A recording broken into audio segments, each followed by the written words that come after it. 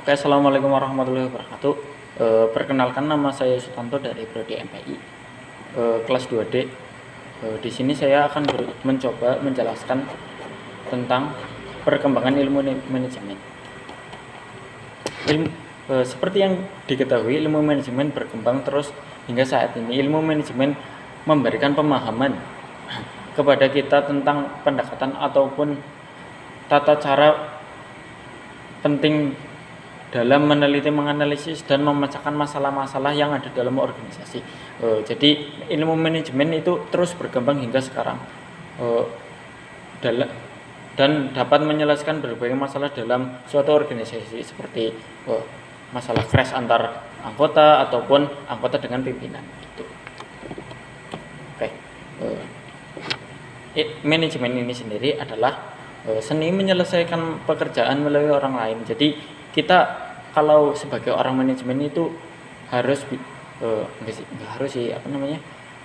kita sebagai orang manajemen itu dapat menyelesaikan masalah melalui orang lain. Jadi kita menyuruh orang lain untuk menyelesaikan pekerjaan yang kita inginkan, gitu. Menurut Griffin, mendefinisikan manajemen sebagai sebuah proses perencanaan, pengkoordinasian, dan pengontrolan sumber daya untuk mencapai sasaran efektif dan efisien. Jadi menurut Griffin, ilmu manajemen adalah ilmu untuk mengontrol segala sumber daya dalam sebuah organisasi untuk mencapai tujuan yang efektif dan efisien. Efektif berarti bahwa tujuan dapat dicapai dengan perencanaan, sementara efisien berarti tugas yang ada dapat dilaksanakan secara benar, terorganisir, dan sesuai dengan jadwal. Jadi kita itu dalam menyelesaikan masalah dapat menyelesaikan dalam waktu yang tepat, gitu loh. Semisal kita menyelesaikan harus di hari A, ya berarti hari A harus selesai dengan ilmu manajemen ini.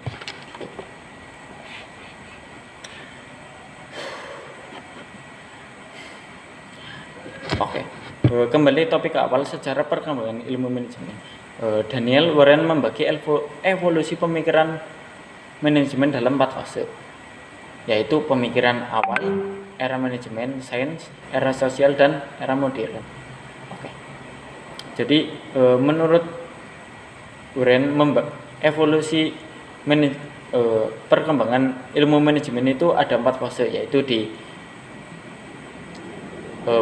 era pemikiran awal, era manajemen sains, dan era manajemen sosial, dan era modern.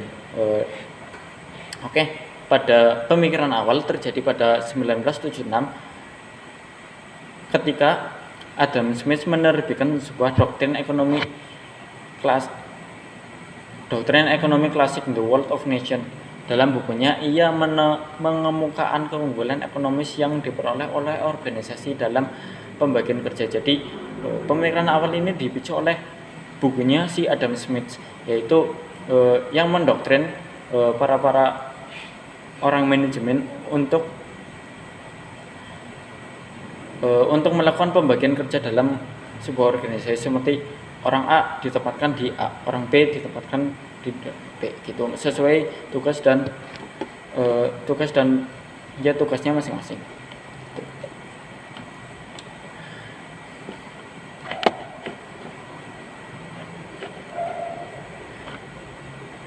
Dalam bukunya itu, ia mengemukakan keunggulan ekonomis yang diperoleh dalam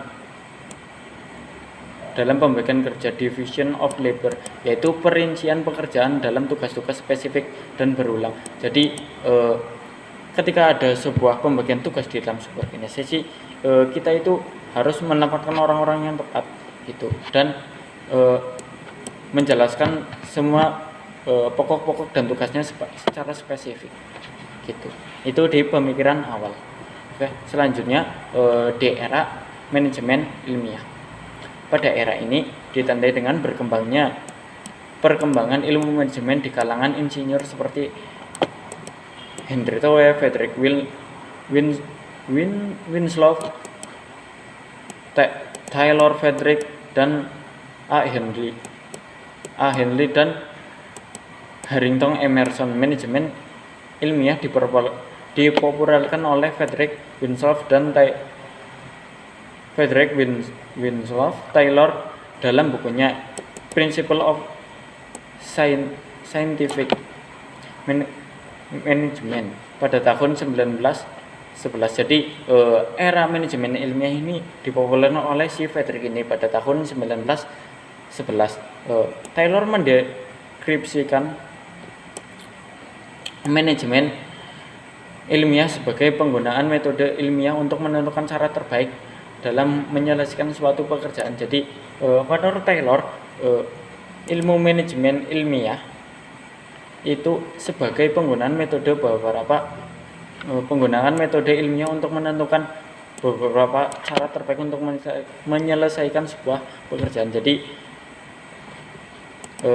di dalam sebuah organisasi pastilah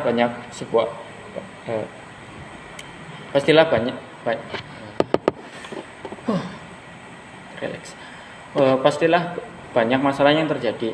Jadi di sini ilmu manajemen di era ilmiah masuk untuk menyelesaikan masalah dengan hipotesis dalam sebuah organisasi.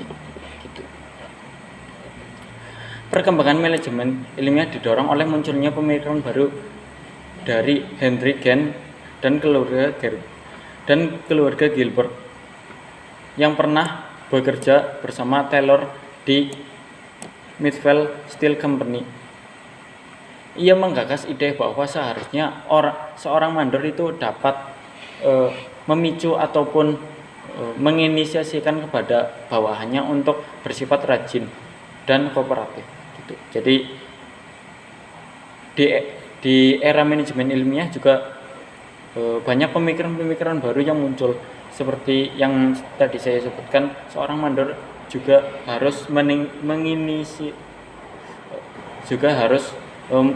memotivasi anggotanya untuk bersifat rajin dan kooperatif. Di era ini ditandai juga dengan hadirnya teori administratif, yaitu teori mengenai apa yang seharusnya dilakukan oleh para manajer dalam membentuk praktik manajemen yang baik. Jadi di era ini juga muncul teori administratif untuk para manajemen di luar sana untuk menentukan ataupun membentuk praktik manajemen yang baik. Gitu. Pada awal abad ke-20-an, seorang industriawan Prancis bernama Henry Fagnol mengajukan gagasan 5 fungsi utama manajemen, yaitu merancang, mengordinasi, memerintah, mengkoordinasi, dan mengendalikan. Untuk poin selanjutnya, era manusia sosial. Pada era ini ditandai dengan lahirnya mazhab perilaku behavioral school dalam pemikiran manajemen era manajemen sains. Dalam pemikiran di akhir era manajemen sains, mazhab perilaku tidak mendapatkan pengakuan luas sampai tahun 1930-an. Jadi era manusia sosial itu ditandai dengan munculnya perilaku behavioral school, dan era ini tidak cukup diterima di kalangan manajer pada abad 1930-an. Oke. Kita skip untuk materi yang selanjutnya. Di era modern. Era manajemen modern ditandai dengan hadirnya konsep manajemen kualitas total, atau total quality control pada abad ke-20-an, yang diperkenalkan oleh beberapa guru manajemen yang paling terkenal diantaranya adalah Edward Deming dan Joseph Juran. Deming, orang Amerika, dianggap sebagai bapak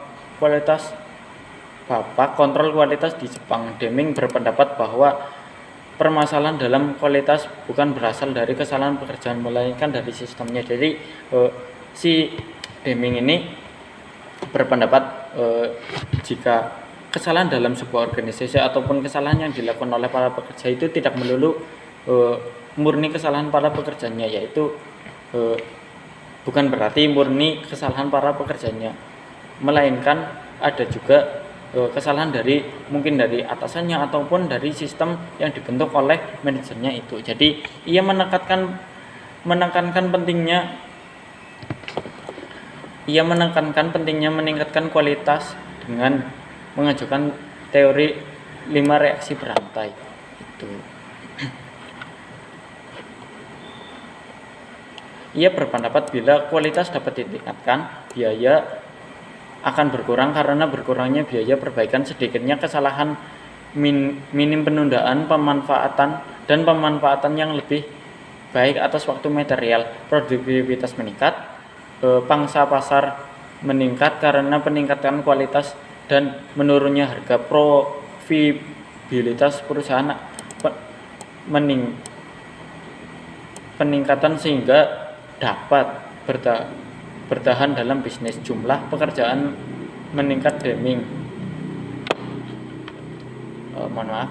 dan jumlah pekerjaan meningkat. Deming mengembangkan 14 poin dalam meringkas pengajaran tentang peningkatan kualitas, yaitu peningkatan kualitas dalam sebuah organisasi seperti yang saya sebutkan tadi, yang diantaranya ada pengurangan biaya, peningkatan pasar dan penambahan jumlah pekerja gitu. Oke, untuk kesimpulannya, perkembangan ilmu manajemen itu dari masa ke masa pasti akan terus meningkat.